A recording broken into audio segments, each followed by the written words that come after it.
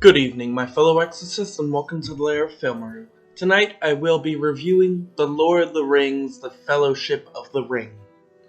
With the help of a courageous fellowship of friends and allies, Frodo embarks on a perilous mission to destroy the legendary One Ring.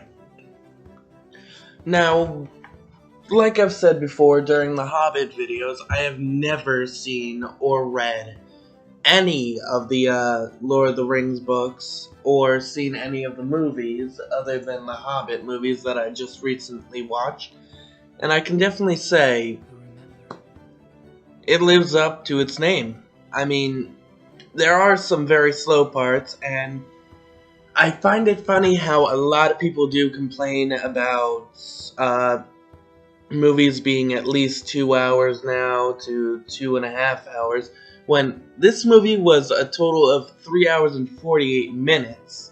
And that's only the extended edition. I think this movie is completely over 3 hours, even without the extra scenes. And just,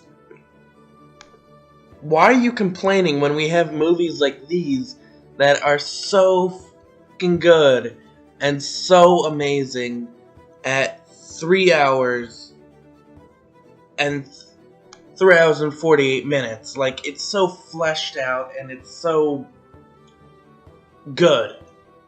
I mean, I love the story of 9 individuals joining together to destroy one evil, and I mean, yeah, we do lose some along the way. During this movie, we lose Gandalf the Grey.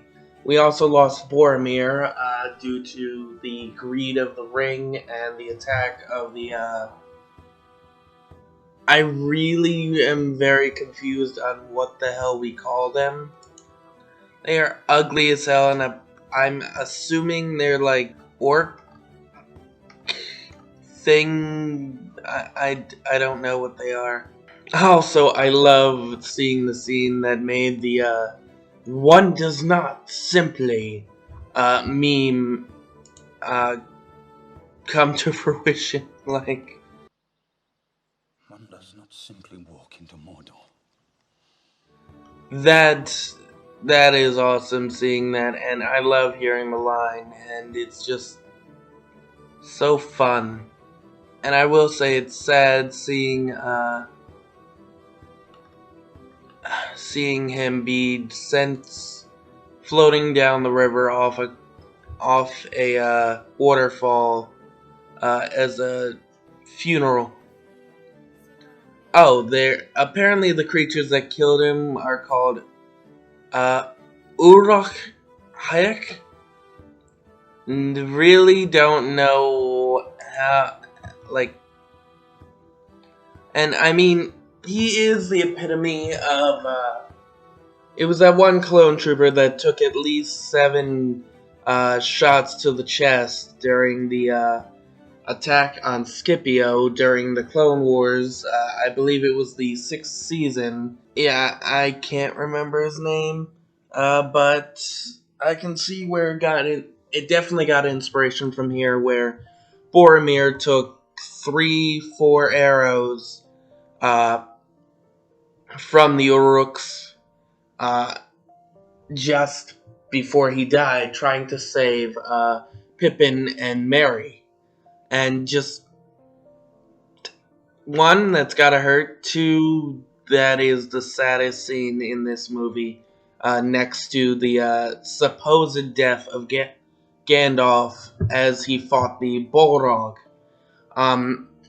I will also admit that compared to Bilbo, while Frodo is a bit brave going off on his own with Sam to go bring the ring to Mordor, and he is brave to take up the ring bearer title.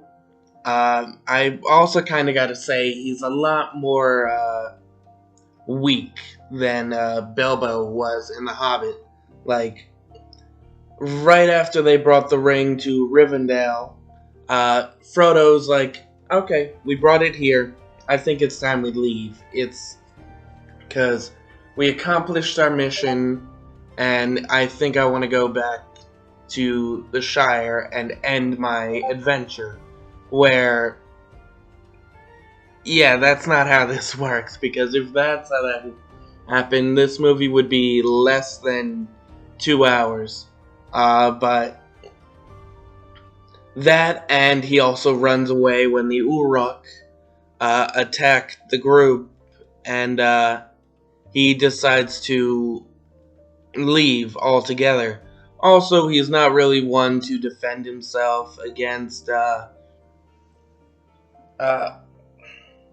people like Boromir when he attacks him over the ring, and you don't really see him do much fighting. I mean, also he had kind of the he had the option during the fight with the cave troll, and I think he got tossed around pretty easily and almost died, except for the mythical chainmail that he was given, I believe, by Bilbo. Let me also say that it's very sad to see Balin, one of the dwarves that we saw in The Hobbit, and I forget the other dwarf's name. He was usually around taking notes during the movies.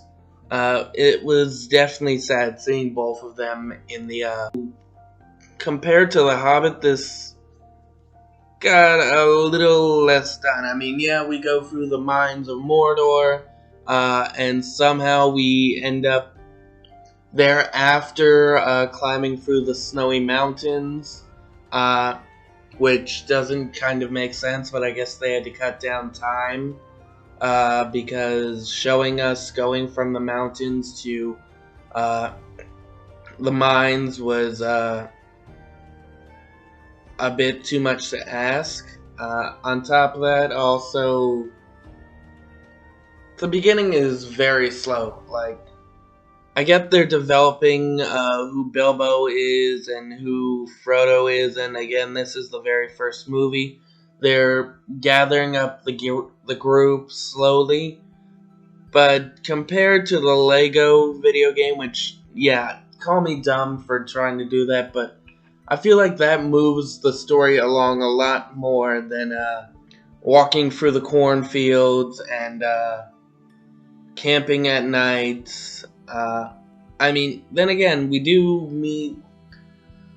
It does make its point, and it does get us where we need to go, and we do have the beginning where we see Bilbo starting the book, from there and back for Frodo, similar to what we were seeing in the beginning of the Hobbit movie, so up until we got to Rivendell, which is, I believe, like an hour and 30, maybe 2 hours into the movie. I definitely prefer the Hobbit, the unexpected journey to this, but I can see why it's still critically acclaimed and it's still heavily watched. I mean, we also get the story of the One Ring. We get a reminder of what Bilbo did to Gollum and how he gave pity. We get all these callbacks to the Hobbit movies from this movie. That I guess technically it would be that the Hobbit called back to these or called forward to these. I don't know what you would say. I don't know what else I could say that hasn't been said already for this really, really good long movie. Yeah, don't forget to like, comment, and subscribe. Click the little notification bell for more of our content, and have a great night. And remember, you shall not pass!